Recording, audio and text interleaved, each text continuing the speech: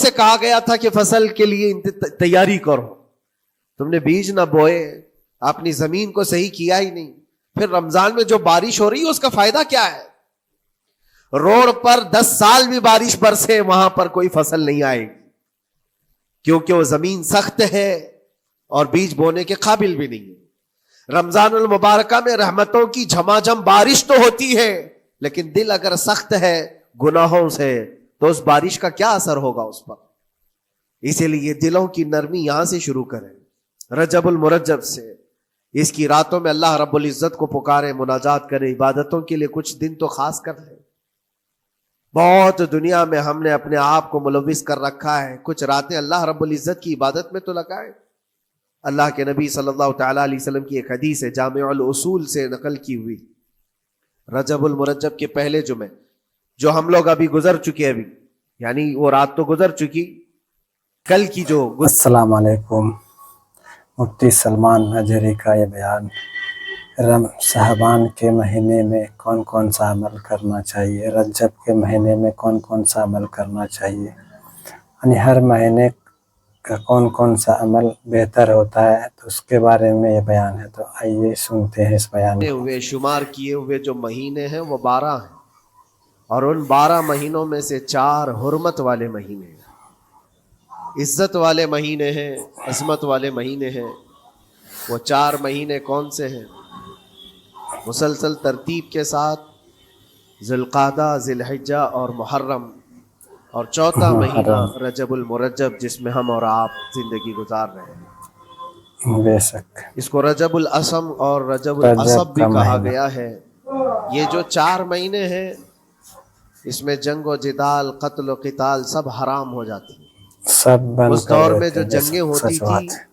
کفار و مشرکین بھی اپنی تلواریں روک لیا کرتے تھے۔ یہ 4 حرمت والے مہینوں کی سارے لوگ عزت کرتے۔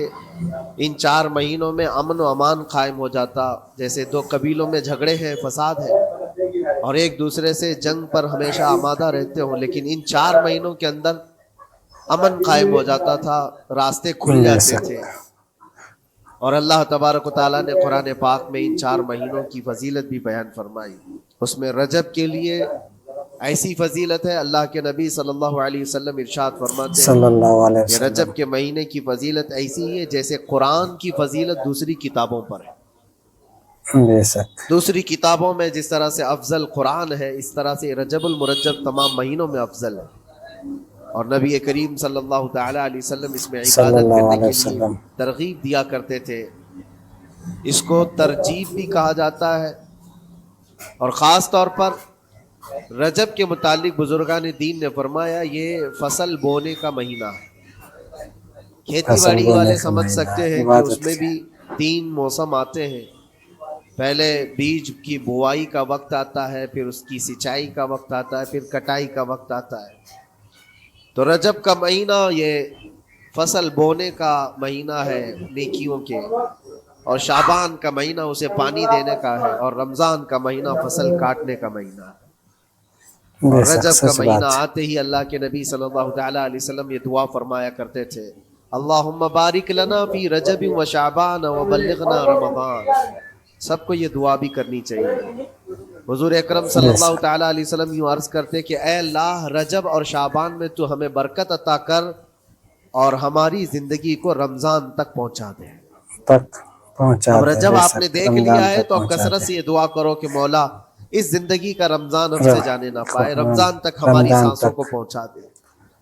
پہنچا یہ دے، دعا بے شک کثرت سے سبحان ہر اللہ۔ نماز کے بعد بھی ہونی چاہیے۔ رجب آتے ہی اللہ اللہ سبحان میرے اللہ۔ عزیزوں یہ عبادتوں کا موسم شروع ہو چکا ہے، اور سب جانتے ہیں رجب کے بعد پھر ہمارے ہاں مسلسل ایسی شب بیداریاں اور عبادت کے موسم نظر آنے لگتے ہیں۔ پھر شعبان بھی، اس میں رجب میں بڑی رات آتی ہے شب معراج، اور اس کے بعد شعبان میں شب برات، پھر اسی طرح رمضان کا موسم بن جاتا ہے۔ تو اب یہ موسم بنانے کا وقت آ چکا ہے۔ تو سب سے پہلی چیز یہ ہے کہ میرے عزیزوں، فصل کے بونے کے لیے کن چیزوں کی ضرورت ہوتی ہے، اس چیز کا خیال رکھیے۔ بیج اگر کھوٹا ڈالے ہو سچ بات۔ اور ویسی ہی فصل آنے کا انتظار کرو گے تو پھر نہیں ہوگا. بیج کو نہیں کھرا اور ہوگا، سچ خالص بات. ہونا چاہیے.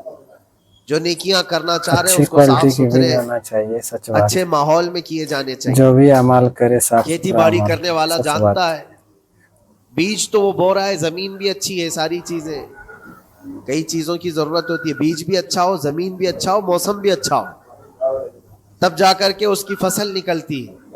بیج اچھا تھا، زمین اچھی نہیں تو بھی فصل نہیں آتی. بیج بھی اچھا ہے، زمین بھی اچھا ہے، موسم صحیح نہیں ہے تب بھی فصل نہیں آتی. ابھی آپ کے پاس 3 چیزوں کا ہونا ضروری ہے: بیج اور زمین اور موسم. بیج جو ہے یہ نیکیاں ہیں، اور زمین تمہارا دل ہے، اس کا اتنا ہی پاک سچ ہونا بات ہے، ضروری ہے. اور پاک موسم ہونا یہ ضروری ہے، رجب سچ کا ہے، بات. اس میں تو کوئی شک نہیں ہے کہ عبادتوں کا موسم ہے، فصل کی اچھے لانے کا موسم ہے. لیکن سب سے پہلی چیز اب ہمیں ضرورت ہوتی ہے کہ ہم کیا بیج بو رہے ہیں. شیخ سعدی رحمۃ اللہ تعالی علیہ فرمایا کرتے کہ زمین میں ادرک بو کر کے گنا آنے کی امید تو نہیں کر سکتے. جو سچ بویا بات ہے ادرک وہی بو کے اسی گنا کی نہیں فصل آئے آئے گی، گی. ادرک ہی آئے لوگ گی، سچ بات. عمل خیر کرے تو اس کا نتیجہ بھی خیر آئے گا، اور برائیاں کریں اور پھر رمضان میں یہ انتظار کریں کہ میں نے جو بویا ہے اس کی فصل آئے، تو ایسا نہیں ہوتا. بہت سارے لوگوں کا وہ شک بھی میں دور کرنا چاہتا ہوں کہ رمضان المبارکہ میں فضیلتوں کو آپ سنتے آئے ہیں، رمضان ایسا مہینہ، ویسا مہینہ، اتنی سچ بات ہے، برکتوں والا، رمضان اتنی میں رحمتوں بہت ہی والا. پاورفل مہینہ ہوتا لیکن ہے، بہت سارے لوگوں کے بہت ہی حالات رحمت اور چونکہ برکت تم والا ہی رہتے مہینہ رمضان میں رمضان ویسی ہوتا ہے. ہی ہیں، سچ بات، کچھ بھی سبحان نہیں بدلے. اللہ. تو اس میں رمضان کا قصور ہے کہ اس مہمان کا قصور ہے، اس انسان کا قصور ہے. وجہ یہ ہے کہ رمضان المبارکہ یقیناً اتنی برکتوں اور رحمتوں اور سعادتوں لے کر کے تو آتا ہے، لیکن تمہیں 2 مہینے پہلے سے کہا گیا تھا کہ فصل کے لیے تیاری کرو. تم نے بیج نہ بوئے، سچ اپنی بات ہے، 2 زمین کو مہینہ صحیح کیا پہلے ہی نہیں. پھر رمضان میں تیاری جو کر. بارش ہو رہی ہے اس کا فائدہ کیا ہے؟ روڈ پر 10 سال بھی بارش برسے وہاں پر کوئی فصل نہیں آئے گی، کیونکہ وہ زمین سخت ہے اور بیج بونے کے قابل بھی نہیں.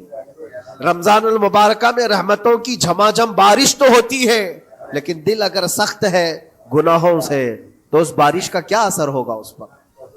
اسی لیے کوئی اثر دلوں کی نہیں نرمی ہوگا یہاں سے بارش شروع کا. کریں، رجب المرجب سے. سچ بات ہے، اس کی راتوں میں اللہ رب دل العزت کا کو نرمی پکارے، رجب سے مناجات شروع کرے، کریں عبادتوں کے تاکہ لیے کچھ دن رمضان تو تک خاص کر لیں.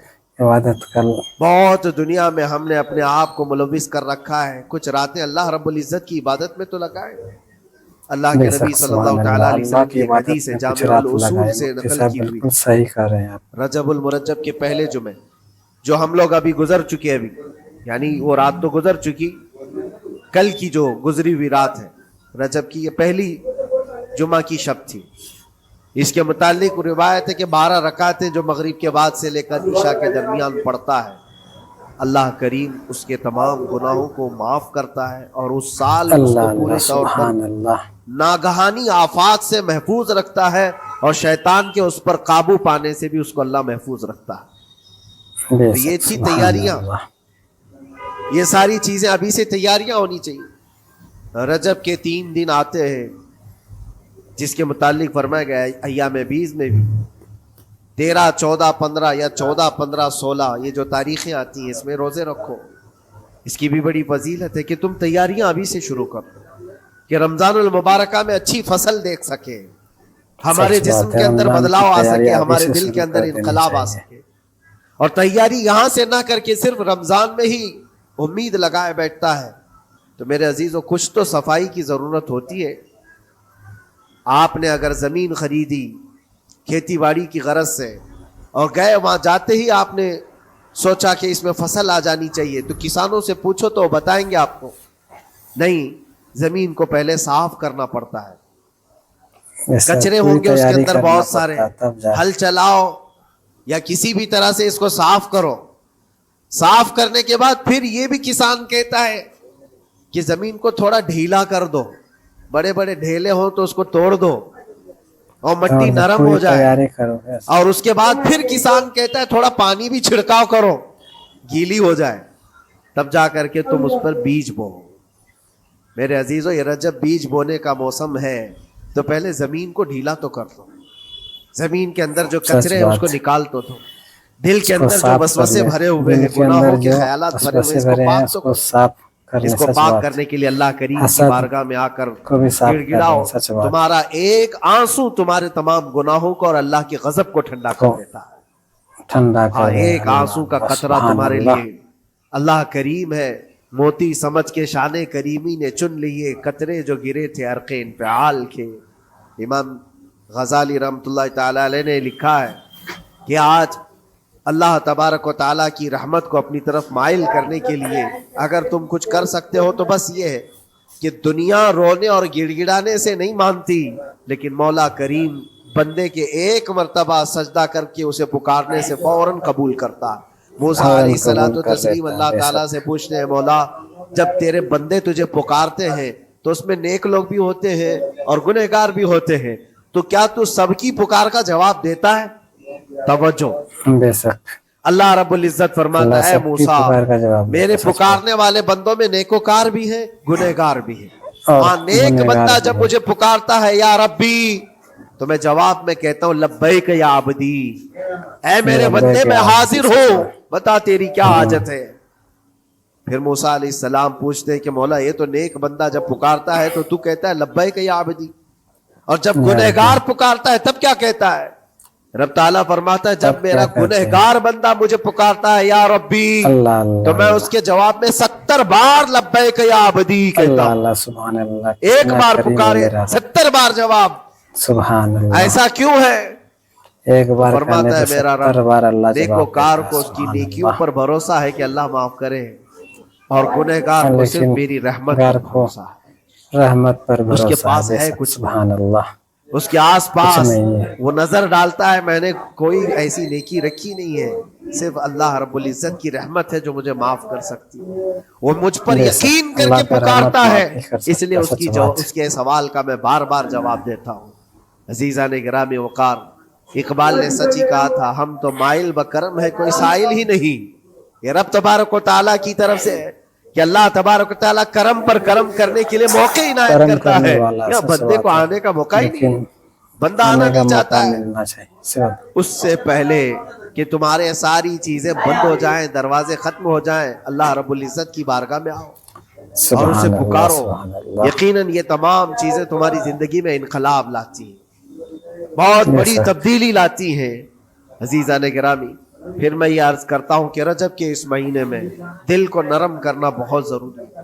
دلوں کی سچ سختیاں بات ہے، آج رجب گناہوں کے کی طرف مہینے میں مائل دل کو کرتی نرم کرنا ہمارا چاہیے۔ دل سخت ہے یا نرم ہے، اس کو پہچاننے کے کئی تھرمامیٹر دیے گئے ہیں ہمارے پاس، چیک کرو ہمارا دل کس پوزیشن میں ہے آج۔ امام غزالی فرماتے ہیں 3 علامتیں ایسی ہیں جس سے پتہ چل جاتا ہے انسان کا دل سخت ہے یا نرم ہے، بیمار ہے یا صحت یاب ہے۔ یہ ڈاکٹر لوگ اسکیننگ سے یا سونوگرافی سے نہیں بتا سکتے کہ تمہارے دل کی یہ کیفیت، کیسے اس کو اہل بصیرت سمجھ سکتے؟ فرماتے ہیں کہ اگر مسجد میں زیادہ دیر تک بیٹھ نہیں پاتا تو سمجھ لو اس کا دل بیمار ہے، اس کا دل سخت ہو چکا ہے، اس کو مسجد میں بیٹھنے نہیں دیتا۔ یہی دل ٹیلی ویژن کے سامنے 3 گھنٹے بیٹھے، اس کو کچھ بھی اکتاہٹ نہیں آتی، موبائل کے سامنے موبائل پر گیم کھیلتا رہتا ہے، 4 سچ گھنٹے بات ہے۔ گزر گئے کہ 5 گھنٹے گزر گئے، اسے 4 پتہ ہی گھنٹے نہیں۔ 5 گھنٹے میں کچھ پتہ ہی نہیں لگتا ہے۔ آج ایک سروے کے مطابق ہر انسان جو موبائل چلاتا ہے اس میں 18 گھنٹے وہ بیزی ہے دن کے۔ کئی جگہوں پر ایسے حالات ہیں، 18 گھنٹے برباد کر رہے ہیں۔ دن میں ہوتے ہی ہے 24 گھنٹے، جس میں 6 گھنٹے اگر آرام کے نکالے تو باقی پورے 18 گھنٹے کیسے انسان بیزی رہ سکتا؟ سبحان اللہ۔ اس میں کھانا بھی ہے، پینا بھی ہے، حاجتیں بھی ہیں، لیکن سروے کے مطابق یہ بھی بات آئی ہے کہ 18 گھنٹے کنزیوم کرتے ہیں۔ میرے عزیزوں، اس میں کوئی اکتاہٹ اور اس میں کوئی ملال نہیں آتا، بیزارگی نہیں آتی، اور اللہ کے گھر میں یہاں فرض سے نماز سے ابھی سلام پھیرا کیا کہ بھاگنے کی تمنا ہوتی ہے۔ کئی جگہوں پر تو ایسا ہے، اسی لیے اللہ کے نبی صلی اللہ تعالی علیہ وسلم کی ایک حدیث میں صلی سناتا اللہ ہوں، علیہ وسلم۔ ارشاد فرماتے 2 چیزیں کسی منافق کے اندر جمع نہیں ہو سکتی، 2 چیزیں منافق آدمی کے اندر آ ہی نہیں سکتی۔ وہ کیا چیزیں؟ حضور پاک صلی اللہ تعالی علیہ وسلم فرماتے ہیں اچھے اخلاق मुनाफिक के अंदर नहीं आते। और अल्लाह की और उसके रसूल की हर बात पर यकीन, ये मुनाफिक के अंदर नहीं आ सकता। नहीं आ सकता। और मुनाफिक की ये अलामतें बताते बताते मेरे नबी ने फरमाया, देखना कि मस्जिद में मुनाफिक सबसे आखिर में आएगा और सबसे जल्दी भागेगा, उसका दिल नहीं लगता, दिल सख्त हो चुका है। और बाजार में सबसे पहले जाएगा और सबसे लास्ट में निकलेगा। बाजार उसके दिल लगने की जगह है, उसके वहां पर तफरीह की जगह है। और मोमिन की अलामत यह फरमाया कि मोमिन मस्जिद में जल्दी आता है और देर से जाता है, उसका दिल लगा रहता है। और मोमिन बाजार में लोगों के शुरुआत में नहीं, अपनी जरूरत के मुताबिक गया और निकल आया। और फरमाते मेरे आका सल्लल्लाहु अलैहि वसल्लम, रुए जमीन पर सबसे अच्छी जगहों में से कोई जगह है तो अल्लाह का घर है, तो मस्जिद है। और सबसे बुरी जगहों के मुतालिक फरमाया बाजार है। अब यहाँ पर दिलों के मुतालिक मैं अर्ज कर रहा हूं कि किसका दिल किस पोजीशन में है, उसे आज खुद आजमा लेना चाहिए। दूसरी अलामत, इमाम गजाली फरमाते हैं, कुरान पाक खोलेगा वो सफा दो सफा से ज्यादा पढ़ नहीं पाएगा, बंद करने का दिल करेगा। ये तो छोड़ो, उठाने के बाद पढ़ने न पढ़ने की बात है, कुछ तो छूना भी नहीं चाहते, उठाते ही नहीं। साल पूरा हो गया तो कुरान पकड़ते नहीं, तो फिर दिल की कैफियत क्या हो चुकी होगी, दिल कैसा मरीज होगा। बाज लोग हमसे ये कहते भी थे कि हजरत पढ़ना तो आता नहीं, क्या करेंगे कुरान। कहा उठाना तो आता है। मैंने उनसे पूछा कुरान उठाना तो आता है, जब कसम खाने की बात होती है तो कैसे खुद कुरान उठा लेते हो, सर पे रख लेते हो। सच बात। इसी तरह से कुरान को ही उठा करके सीने से लगाकर अल्लाह की बारगाह में दुआ करो कि मौला मेरे दिल के दरवाजे खोल दे। और कुरान कोई सख्त चीज नहीं है, अल्लाह वादा फरमा रहा है, हमने कुरान याद करने के लिए आसान बनाया है। कोई याद करने वाला, वो खुद कुरान तुम्हारे दिल में उतर जाएगा। कोशिश करो। दिल की बीमारी की दो अलामतें मैंने बताया। अगर बीमार दिल है तो ज्यादा यहाँ बैठ नहीं सकता और ज्यादा देर कुरान पढ़ नहीं पाता। तीसरी बात फरमाते हैं, सच बात कि तीसरी अलामत यह है कि हमारा दिल अगर सख्त हो चुका है तो जेब में पैसे होंगे लेकिन कोई मांग रहा होगा अल्लाह के नाम पर, देने की तबीयत नहीं है, कहीं देने की तबीयत नहीं करती। सच बात, बिल्कुल सही बात। और ये चीज हाथ उठाने को तुम्हारा दिल नहीं करता तो समझ जाओ कि दिल बीमार है। और दिल की बीमारी लेकर के अगर कोई रजब में सोचता है कि मैं बीज बोऊंगा तो क्या फायदे का, जमीन सख्त है, जमीन सख्त है और इस पर बारिश भी होगी तो कुछ फर्क नहीं पड़ता, फसल नहीं आएगी। दिल को नरम करो। और एक अलामत मैं बताऊं, और एक अलामत कि दिल नरम है या सख्त है, उसकी एक अलामत ये भी है, अल्लाह का जब जिक्र करे, जन्नत का जब जिक्र करे, जहन्नम के अजाबात का जिक्र करे, कब्र के मामलात का जिक्र करे, हश्र के सवालात का जिक्र करे, तो उसकी आंखें डबडबा जाएं और आंसू निकल आने लगे। कुरान की आयतें सुन करके उसका दिल हिलने लगे और आंसू आ गए, तो समझ जाओ कि उसका दिल नरम है। अभी उसका दिल बीमार नहीं हुआ, अभी उसका दिल बीमार नहीं हुआ। लेकिन यहां तो पोजीशन अलग है, सिचुएशन अलग है। हम तो पता नहीं किन किन चीजों में रो लेते हैं, लेकिन अल्लाह का कलाम सुनते हुए किसी के कान पर जूं भी नहीं रेंगती।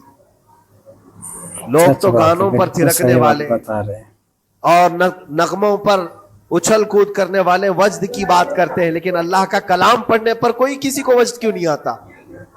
ये ईमान की अलामत है। कुरान में अल्लाह ने फरमाया इदा तुलियत अलैहिम आयातुहु ज़ादतहुम ईमाना, जब अल्लाह की आयतें उन पर तिलावत की जाती है मोमिनीन पर, उनका ईमान बढ़ जाता है। क्या आप इमाम के पीछे क़िरात सुन करके अपने दिल में हलचल महसूस करते हैं? सुनने की तबीयत करती है। बल्कि इधर नमाज पढ़ करके जाने के बाद आधे घंटे के बाद पूछे आज पहली रकात में क्या पढ़ा था, दूसरी रकात में क्या पढ़ा, आपको पता ही नहीं रहता, याद ही नहीं इमाम साहब क्या पढ़ रहे थे। मैं तो दुकान का हिसाब किताब कर रहा था, क्या खबर है कि उन्होंने क्या पढ़ा। तो कुरान को तवज्जो से पढ़े होते तो तुम्हारे दिल में भी वो बातें असर कर रही होती। मेरे अजीजों, कितने ऐसे लोग हैं जो सिर्फ और सिर्फ कुरान पाक की तिलावत की वजह से दिलों को नरम कर दिया गया है। मैं इसी बात पर आज फोकस करके खत्म कर दूंगा। रजबुल मुरज्जब बीज बोने का मौसम है, تو دل کے نرمی کے ساتھ ہی بیج بو, کیونکہ یہ زمین ہے تمہاری, اور زمین نرم نہ ہو تو کتنی بھی نیکیاں کرو کیا فائدے کی. دل سخت ہے, گناہوں سے لبریز ہے, اور دل کو نرم کرنے کا علاج 2 چیزیں بتائی گئی, کریں گے انشاءاللہ. 2 چیزیں بڑی آسان ہیں. اگر دل کو نرم کرنا ہے تو 2 چیزیں فرمائی گئی, کثرت سے قرآن پاک کی تلاوت کرو یا کثرت سے میرے نبی پر درود پاک پڑھا کرو. درود پڑھو بے شک. 2 چیزیں کر کے دیکھو تمہارا دل نرم ہو جائے. اور بھی دوسری علامت, دوسرے علاج بھی میرے آقا نے فرمایا. ایک صحابی آئے تھے, انہوں نے عرض کیا یا رسول اللہ صلی اللہ علیہ وسلم, لوگ آپ کے پیچھے نماز پڑھ